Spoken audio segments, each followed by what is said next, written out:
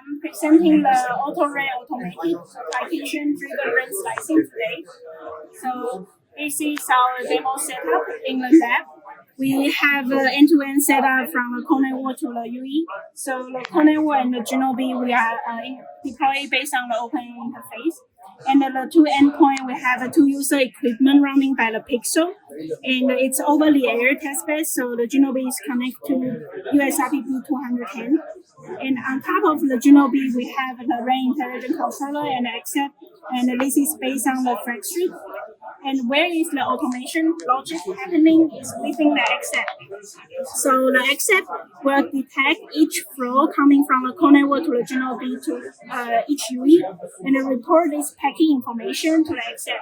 The xApp will auto-detect these different type of traffic and make the control decision based on the type of traffic.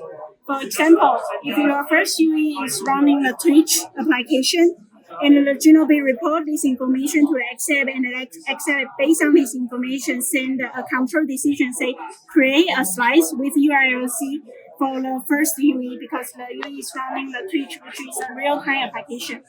And it detects the second UE is running the YouTube, so it send another control information to create a slice for the second UE for the EMBB service.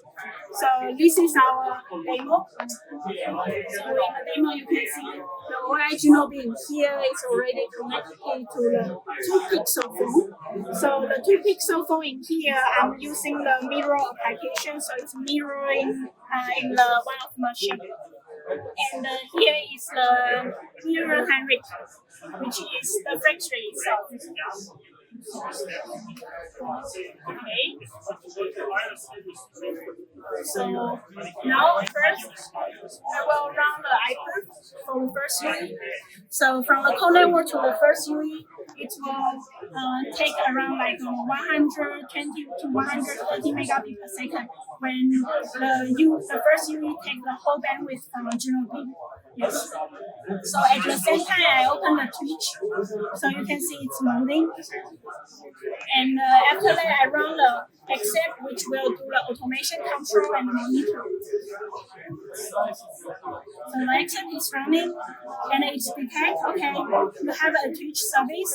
So I create a specific rule for this Twitch service, and it detects, okay, you have this unknown service. So I create a rule for 10 megabits per second. So this is why your hyper traffic goes down to around like 10 megabits per second from 130 to 10. Yes. And the rule for the Twitch I make in here is I give the Twitch service around like 40 megabits per second. And for the other type of traffic, for this Pixel phone, there's a DIS running, Google running, and Google service, DIS, all this type of traffic. I put it in another rule, which is the background traffic, take around like also 10 megabits per second. And